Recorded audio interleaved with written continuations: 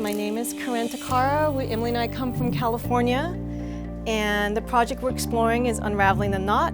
My family on my dad's side is Japanese, but from Hawaii. My mother's side is part Irish. Like many Americans, and maybe like many Irish, there's a blending of cultures, and we come from all parts of the globe.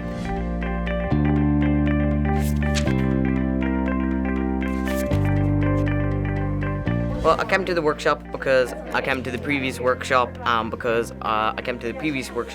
I like the Chester Beatty collection. We're making these Japanese lights from like a box. It's sort of a grid with made out of thread, and then you're putting sort of string through it, and then you're gonna light it up as well. I've been trying to tie a knot for like an hour. What have I learned today? That you should really use the right materials for a knot, otherwise it can be really, really tricky. I was quite interested in how the Japanese knots work because it looks quite intricate. My residency here at the Chester Beatty Library is about exploring two different cultures through their knot traditions and bridging the old with the new through the use of modern and old materials. With the Chester Beatty Library, we've been looking at how we can creatively collaborate with our local maker community.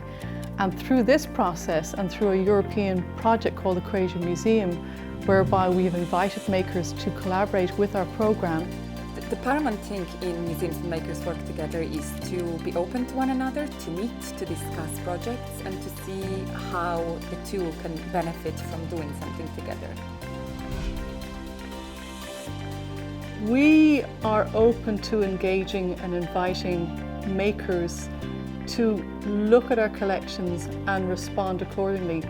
But we also have a discourse or a dialogue around this creative process that a museum itself may not have standalone. So by bringing in creative people like Corinne and like our makers, we're able to bring creativity, innovation, as well as the traditional arts. This is really the benefit for the two working together. We offer different skill sets, but based on the same interests, based on the same passion for objects, for art, for creativity, fun, etc.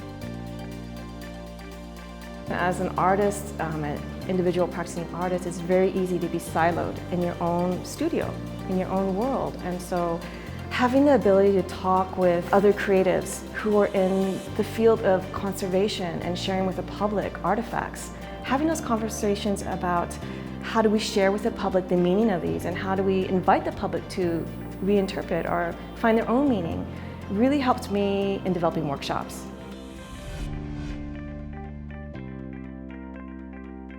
But with a bit of determination, I suppose you can get through a craft project that'll look good in the end. I solve my problems by getting someone to help me. It's fun to do it with friends, so that it's more enjoyable than getting frustrated and not knowing how to do stuff. Sewing is very useful in many uses, even in making circuits and stuff.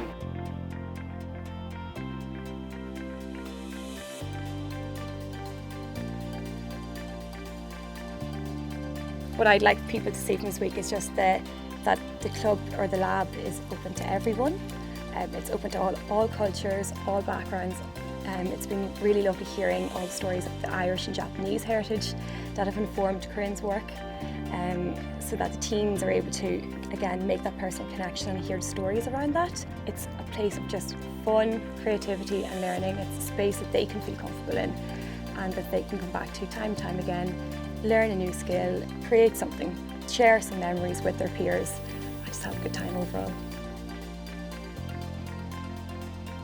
Through making, we can both honor the past and express the present. Making is a very powerful tool.